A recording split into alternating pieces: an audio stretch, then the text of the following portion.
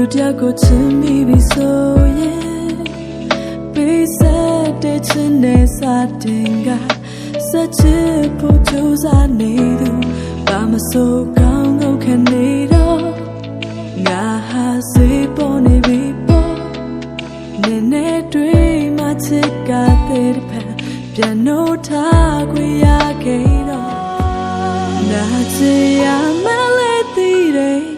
မပိုင်ဆိုင်ရမလဲသိတယ်ဆိုင်သူရှိတဲ့မင်းကငါရှင်ခွင်ကိုကစားဖို့တတ်တဲ့ပဲဆိုတာငါ